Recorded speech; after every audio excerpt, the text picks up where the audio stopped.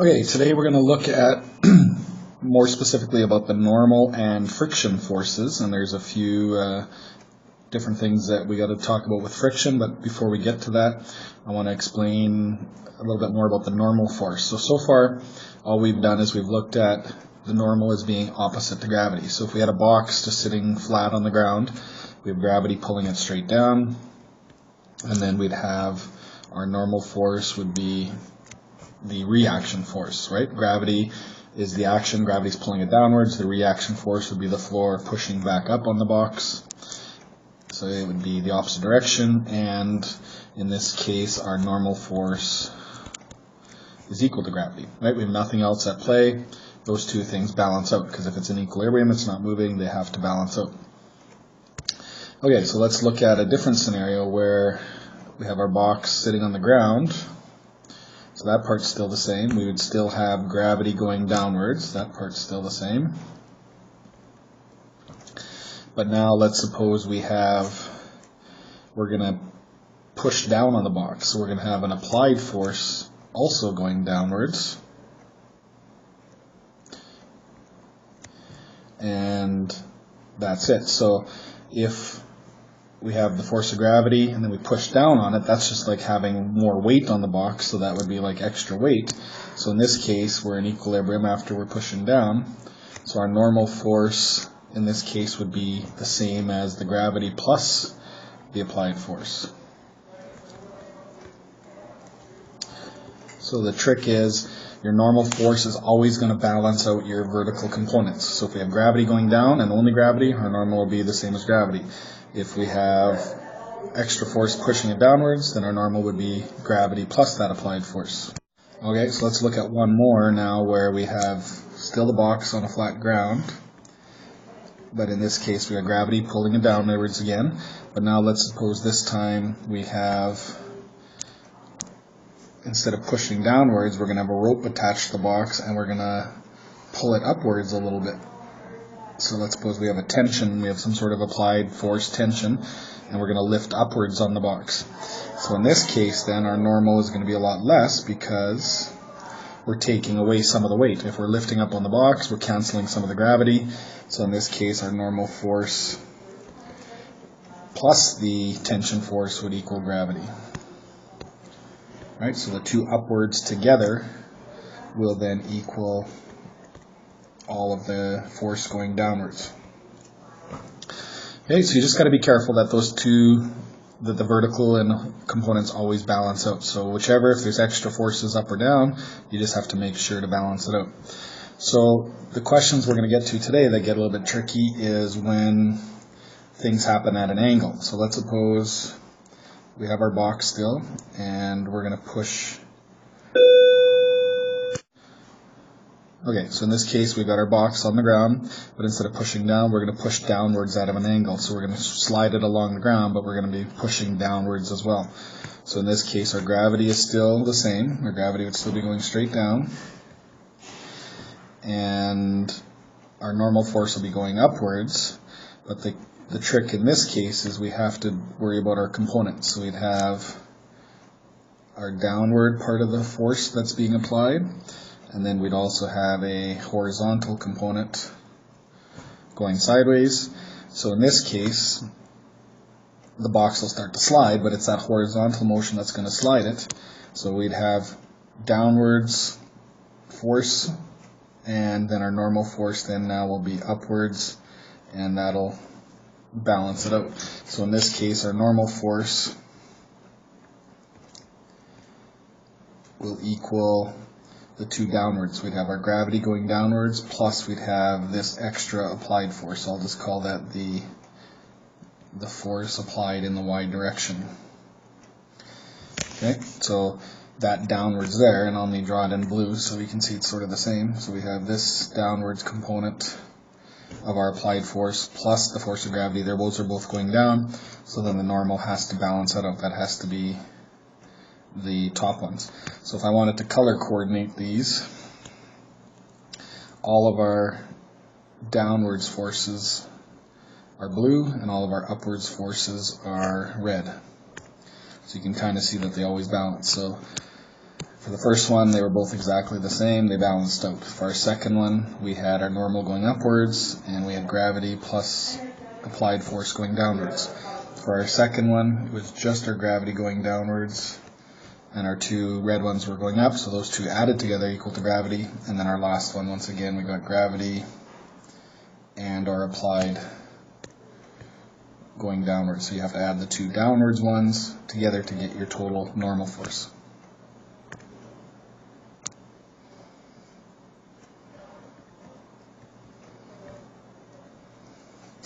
Okay, so that's enough with the normal force. So now let's move on to friction and look to see how that works. Okay, so with friction, what we have to think about, first of all, what is friction?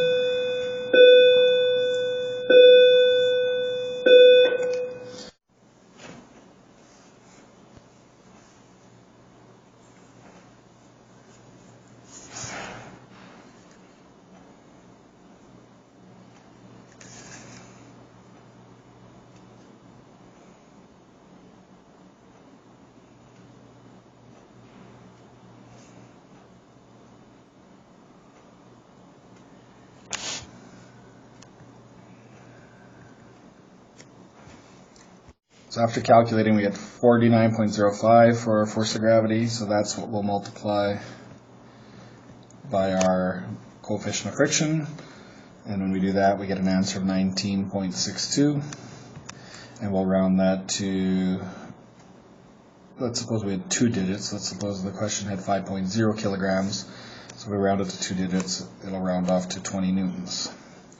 So what that means is if we tried to push this block, there's going to be 20 newtons of resistance force counteracting our efforts.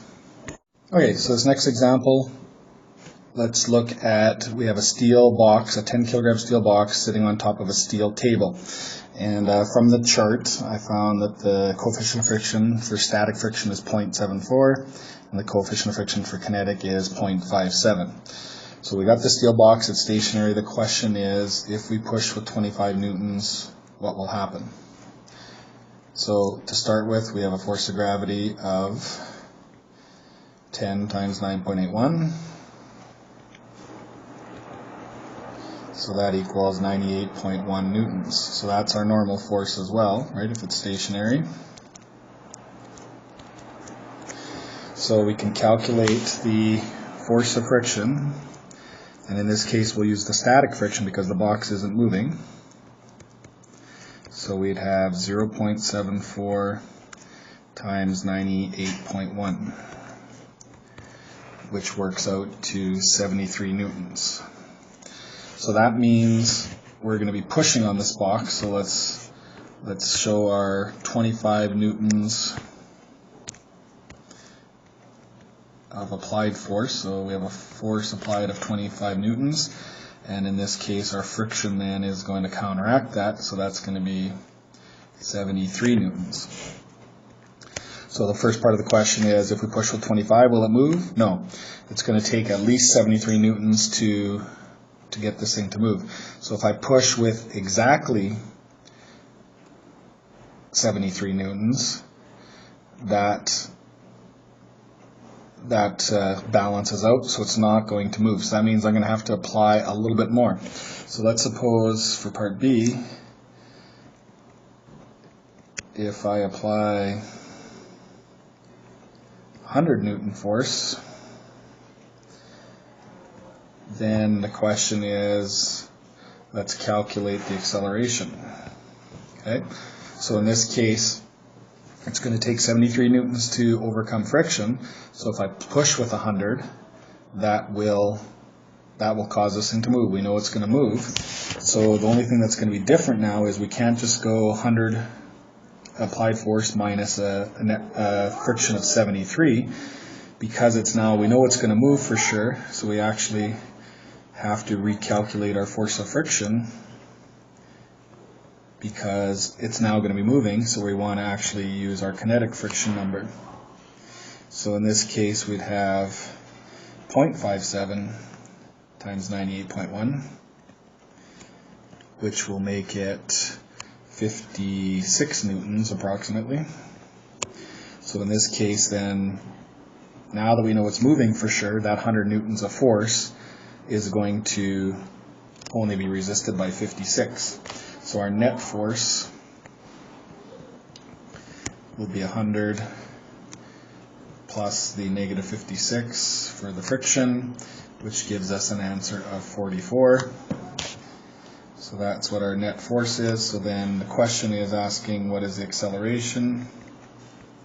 So we have to go net force divided by mass. So we'll have 44 newtons divided by 10 kilogram mass originally.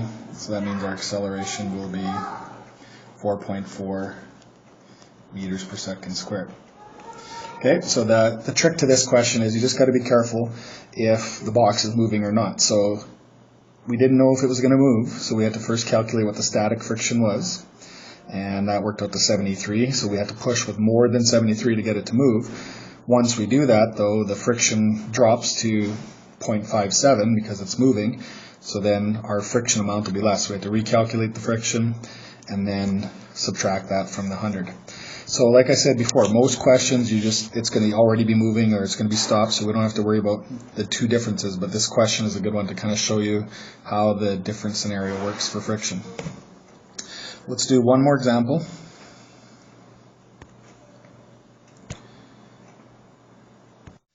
Okay, so this next example we're going to look at is we've got a box, a 49 kilogram box sitting on the ground, and we're moving this box, we're sliding this along the ground, so it already is moving, and our coefficient of friction is 0.37. So the question is, what is the acceleration of the box in this case? So you can see, I started the diagram already, so you can see we've got gravity going downwards, so we can calculate gravity. So that will be 49 times 9.81, which works out to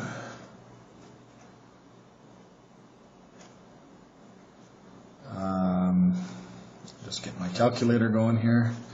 So 49 times 9.81 is 480.1. We'll round it off. So that's our force of gravity going downwards. So the question is, in order to figure out our friction, we have to calculate our normal force. So we've got gravity going down, but remember, because we're pushing at an angle, we're going to be pushing downwards on the box as well as sliding the box horizontally. So we need to figure out those two vectors as well. So we want to go 950 times the cosine of 20. And that works out to 892.7. And then we also want to do 950 times the sine of 20. And that works out to 324.9.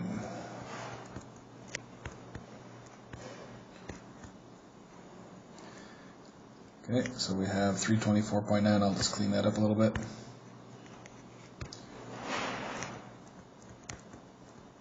So that's our downward force along with our gravity. So you can see now in this case what we got to be careful of is our normal force then will be those two forces added together. So our normal force will be counteracting the 324 as well as the 480. So our normal force is, if we add those together,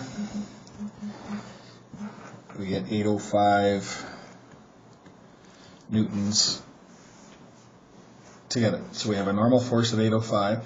So now the question is, how do we get the force of friction? So we can calculate that using our new formula. So it'll be 0.37 times 805, which will equal 298.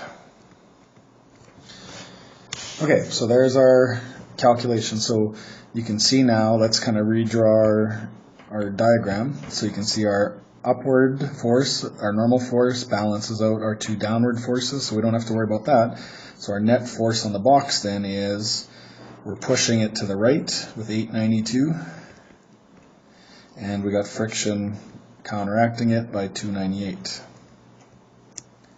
Okay, so we just have those two forces are applied. Horizontal force, we can call that our applied in the x direction if we want, and we got our friction of 298. So you can see then now our net force will be those two subtracted. We have 892 plus negative 298. So that gives us a net force of 594.6 if we round it off, or 0.7. If you don't round off the decimals, we end up getting 0.6, so we'll stick with that for the time being. So that's our net force, so then we can do our acceleration question. Just divide that by the mass. So we have 594.6. Original mass was 49 kilograms. Divide those out. We get 12 meters per second squared. Okay, so you can see with this question, the friction calculation was pretty easy. The trick is we had to calculate that normal force. So the work in this question was calculating the normal. So we had to break down our vectors into our horizontal and vertical components. We added the two downward components together to figure out what the normal force was. Then we used the horizontal component with our friction calculation to solve our question. And that's all for today.